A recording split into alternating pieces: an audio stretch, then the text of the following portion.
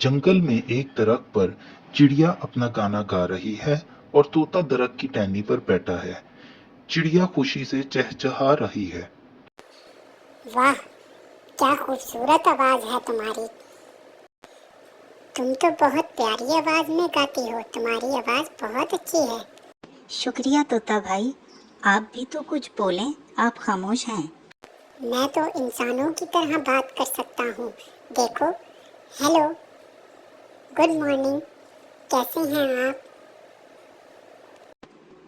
बहुत अच्छा, लेकिन क्या आप अपना भी कोई गाना गा सकते हैं?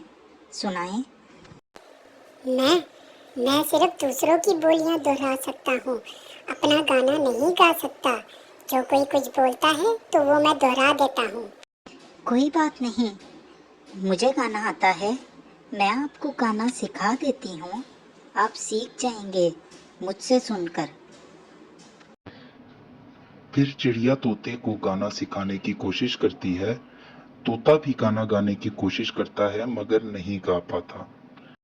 तोता भाई, आप मेरे पीछे दोहराएं।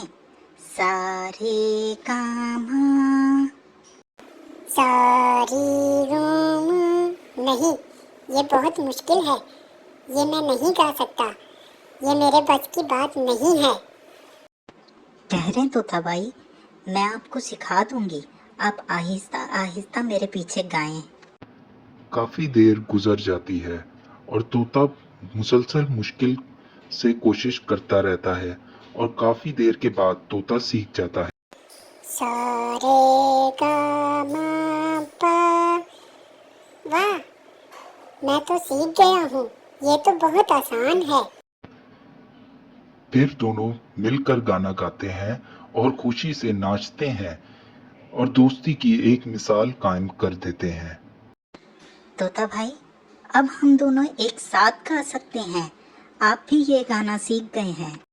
जी हाँ, दोस्ती की वजह से मैंने कुछ नया सीखा और हम दोनों बहुत अच्छे दोस्त बन गए हैं। तुमने मेरी मदद की, शुक्रिया। और फिर दोनों में दोस्ती हो जाती है और दोनों उड़कर बहुत दूर चले जाते हैं।